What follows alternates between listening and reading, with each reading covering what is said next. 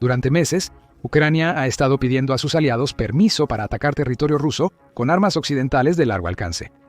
El 17 de noviembre de 2024, esa luz verde finalmente llegó, y Ucrania no perdió ni un segundo. En los días siguientes, una lluvia de misiles voló hacia Rusia, pero ninguno impactó al invasor con tanta fuerza como los misiles Storm Shadow del Reino Unido. Los misiles lanzados el 20 de noviembre diezmaron al enemigo por completo. Incluso eliminaron a altos funcionarios, un recurso escaso en Rusia, enviando así un mensaje claro de Ucrania. Nadie está a salvo.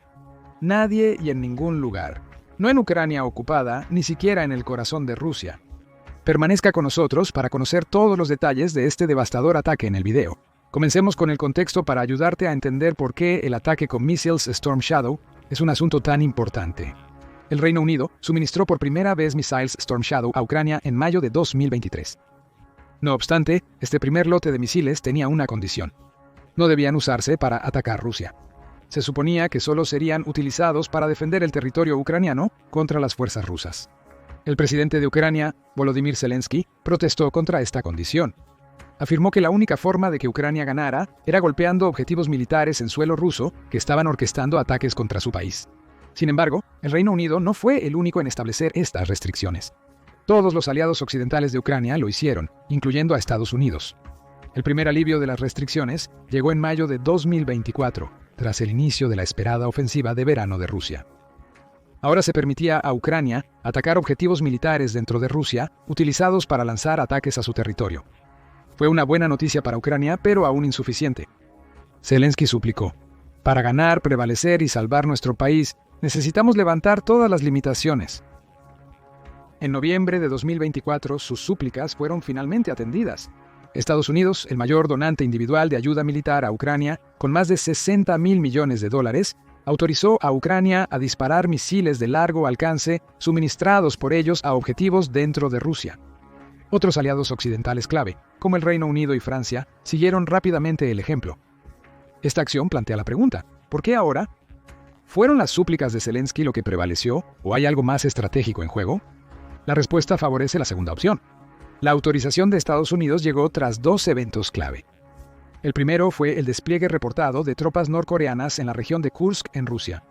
El despliegue fue una escalada significativa en la guerra ruso-ucraniana, siendo la primera vez que se enviaron oficialmente tropas extranjeras para apoyar el esfuerzo bélico fallido de Rusia. Según reportes, unos 11.000 soldados norcoreanos han sido trasladados a Kursk, Siberia, por orden del líder supremo Kim Jong-un, para apoyar a Putin. Junto a ellos se encuentran varios generales norcoreanos, artillería y lanzacohetes múltiples BM-21 Grad. Al principio se pensaba que solo había infantería, pero ahora la inteligencia indica que las tropas de élite norcoreanas podrían estar involucradas, lo que hace su presencia más preocupante. La mayoría de las tropas todavía se preparan para el combate, lo que será importante más adelante en el video. Actualmente están entrenando con la Infantería Naval de Rusia y las Fuerzas Aerotransportadas rusas. Fuerzas Aerotransportadas específicamente, la Brigada de Infantería Naval 155 y las Brigadas Fuerzas Aerotransportadas 11 y 83.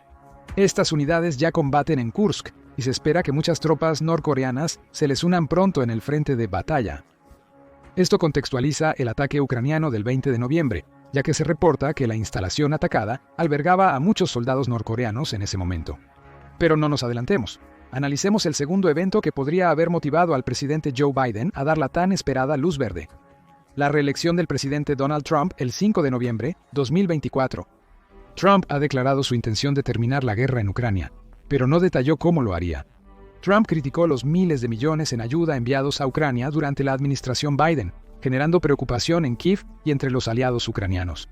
El escepticismo de Trump sobre el apoyo militar continuo ha generado dudas sobre si su administración reduciría o incluso eliminaría la ayuda crucial para la defensa de Ucrania. Esta incertidumbre ha impulsado tanto a Ucrania como a Rusia a actuar. Kiev sabe que debe fortalecer su posición mientras tenga el firme apoyo occidental. Mientras tanto, Moscú probablemente ve el regreso de Trump como una oportunidad para impulsar las conversaciones de paz desde una posición de fuerza, explicando la urgencia de recuperar Kursk. La incertidumbre sobre los movimientos de Trump probablemente impulsó a Biden a dar luz verde a ataques a larga distancia en Rusia, permitiendo a Ucrania infligir el máximo daño a las fuerzas e infraestructura rusas mientras aún puede. Con un poco de suerte, Ucrania podría remodelar seriamente el campo de batalla antes de la toma de posesión de Trump el 20 de enero de 2025. Los misiles Storm Shadow probablemente sean parte de estos esfuerzos. Con esto en mente, conozcamos un poco mejor estos misiles antes de discutir su primer despliegue monumental dentro de Rusia. Storm Shadow es un misil de crucero anglo-francés de largo alcance capaz de atacar objetivos enemigos estratégicos en territorios alejados. ¿Qué tan profundo? Hasta 249.2 kilómetros de distancia. Esto es profundo. Este impresionante alcance permite a Ucrania atacar infraestructura crítica rusa, incluso en el corazón de Rusia misma. Los misiles Storm Shadow se lanzan desde aviones militares, volando cerca de la velocidad del sonido, Mach 0.95, abrazando el terreno para evadir detección antes de impactar su objetivo con fuerza devastadora. El evitar la detección también es una de las características más notables del Storm Shadow. Ni siquiera los sistemas de defensa aérea más avanzados pueden hacer frente a este misil, lo que explicaría por qué Ucrania logró impactar múltiples Storm Shadows en suelo ruso. Rusia siempre ha presentado sus sistemas de defensa aérea como casi invulnerables. Desde los sistemas S-200 hasta diversas defensas en capas, Moscú ha invertido miles de millones para asegurar su espacio aéreo. Y sin embargo, aquí estamos. Storm Shadow ha demostrado ser muy efectivo para evadir las defensas rusas gracias a su avanzado sistema de guía, que combina sistema de posicionamiento global, navegación inercial, imágenes infrarrojas y referencia de terreno. Esta arma especializada ha sido utilizada contra Rusia en varias ocasiones, convirtiéndose en una pesadilla para las tropas rusas. En septiembre de 2023, 3 misiles Storm Shadow impactaron el puerto de la flota del Mar Negro en Sebastopol, dañando considerablemente el poder naval ruso. Los misiles destruyeron el submarino Rostov-na-Donu y el barco de desembarco Minsk, debilitando severamente la flota rusa. El daño fue tan severo que los informes afirmaban que Minsk estaba más allá de cualquier reparación. Según Ucrania, el ataque causó la muerte de 62 militares rusos, muchos de ellos a bordo del Minsk, que estaba programado para partir a una misión de combate al día siguiente. Otro golpe devastador para el ejército ruso llegó menos de 10 días después, cuando al menos 3 Storm Shadows golpearon la sede de la flota del Mar Negro, matando a 34 oficiales rusos e hiriendo al menos a otros 100. Algunos altos mandos rusos fallecieron en las fatalidades. Esto no fue una coincidencia, ya que Ucrania apuntó intencionalmente a una reunión de la dirección de la Marina rusa en Sebastopol. Se afirmó que Víktor Sokolov, comandante de la flota del Mar Negro, estaba entre las víctimas. Aún hay informes contradictorios sobre si Sokolov realmente murió en el ataque o no. Si lo fue, no sería el primer ruso de alto rango eliminado por el Storm Shadow. En junio de 2023, un misil Storm Shadow fue fundamental para eliminar al mayor general Sergei Gorachev, jefe de personal del 35 Ejército de Armas Combinadas de Rusia. Esto nos lleva al ataque más devastador de Storm Shadow, que también mató a un general ruso. Este video trata sobre el ataque del 20 de noviembre. Antes de analizar este ataque, considera esto. Este ataque es reciente, lo que resulta en informes contradictorios que lo rodean. A pesar de la densa niebla de la guerra, haremos nuestro mejor esfuerzo para juntar los relatos más creíbles para ti. No ayuda que Ucrania haya sido vaga sobre los detalles, con fuentes militares solo calificando el ataque como muy exitoso. Esto concuerda con los comentarios de Zelensky tras la visita de Estados Unidos que permitió ataques en el interior de Rusia. El presidente ucraniano sí dijo que los misiles hablarían por sí mismos. Nos basaremos en varios informes para completar la información faltante. Hablemos del propósito del ataque del 20 de noviembre. Se informó que el objetivo del ataque era un valioso puesto de comando fortificado, el tipo de instalación que los misiles Storm Shadow están diseñados para destruir. Verás, este misil está diseñado para penetrar búnkeres endurecidos y estructuras militares subterráneas y devastarlos con una ojiva de 880 libras. Esto lo hace ideal para atacar los centros de comando y depósitos de municiones en los que Rusia ha confiado durante el conflicto.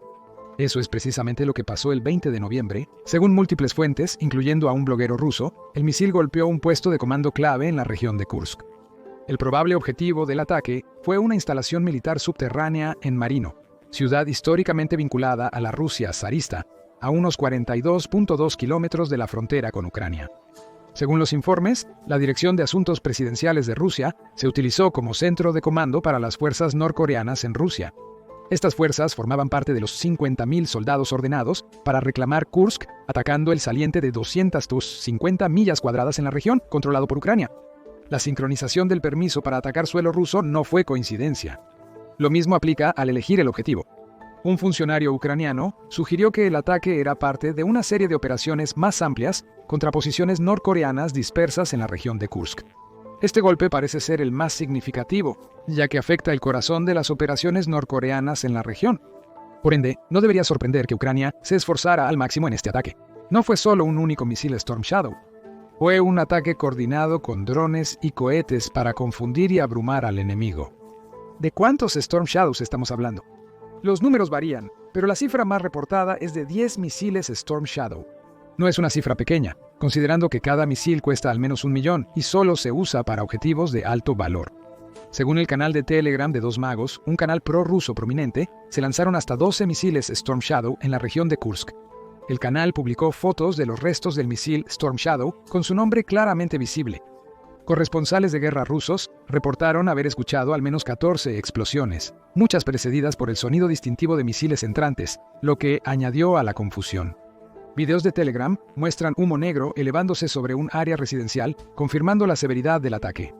Informes sugieren que el ataque pudo haber involucrado 5 bombarderos ucranianos Su-24, cada uno armado con 2 Storm Shadow. Se informó que estos bombarderos fueron modificados por las fuerzas ucranianas, con ayuda extranjera, para lanzar misiles británicos Storm Shadow y sus equivalentes franceses, los Scalp IG. Se reporta que los bombarderos transportaron 10 misiles Storm Shadow, quizás lanzados desde otras plataformas. El Kremlin no especificó el número exacto de Storm Shadows lanzadas, pero afirmó que las defensas aéreas rusas derribaron 2. Según el Ministerio de Defensa de Rusia, también se neutralizaron 6 High Mobility Artillery Rocket System y 67 vehículos aéreos no tripulados por los sistemas de defensa aérea del país. Aun si es así, es claro que las fuerzas rusas no pudieron evitar el suceso principal, el cual presuntamente eliminó a varios militares. Expertos sugieren que el ataque fue similar al de Storm Shadow de septiembre de 2023, donde el objetivo real fue una reunión de altos mandos, pero esta vez los oficiales rusos estaban acompañados por personal militar norcoreano.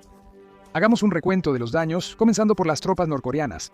Aunque las fuentes difieren, se reporta que aproximadamente 500 soldados norcoreanos fallecieron durante el ataque. Si llegaron 11.000 tropas norcoreanas a Rusia, significa que los Storm Shadows eliminaron casi el 5% de ellas. Pero no solo los soldados fueron afectados por este ataque. El verdadero objetivo eran los funcionarios de alto rango. Se informa que un alto general norcoreano fue herido en el ataque del 20 de noviembre.